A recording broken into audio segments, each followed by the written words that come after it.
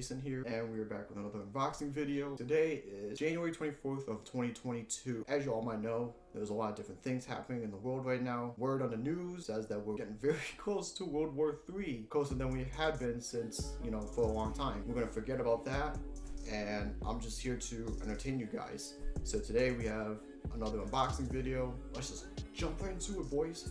So today I have something from Mike's Militaria, which is another military surplus shop that I've been perusing and buying stuff from. They have a wider selection than Americana Pipe Dream at the moment when it comes to military surplus. That's where I would probably get more of the unique stuff at.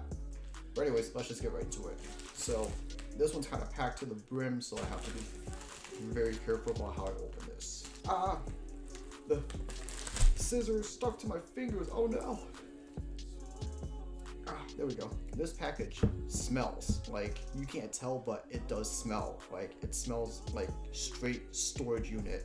What we have today is something very special and something that is very hard to get in the United States of America. So what we have today is a Canadian Army field blouse. Very rare to come by, and oh yeah, the sticker fell out. We all know the deal. I'm just stocking up on stickers. So anyways, the unique thing about the Canadian Army field blouse is that Canada was the first one to pioneer digital camo, and then everyone else kind of copied it from there.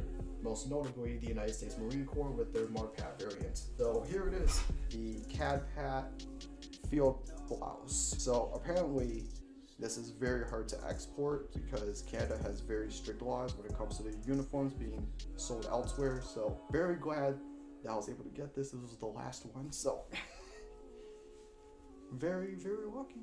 We're just gonna try this on. Yeah, this is the last one, and apparently it's supposed to be very large, so that's okay. Oh yeah, it is larger, right?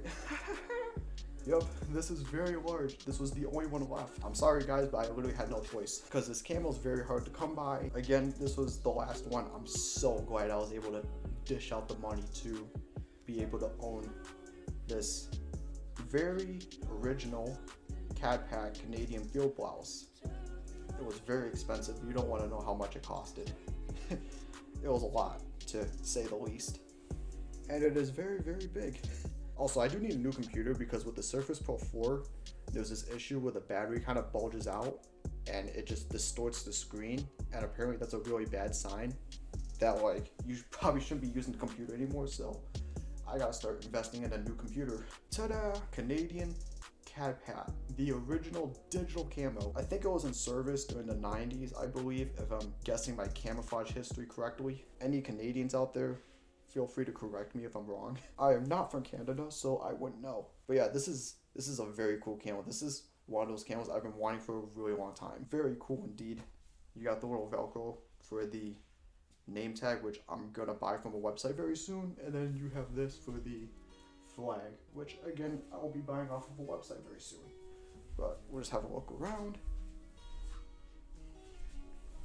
Awesome.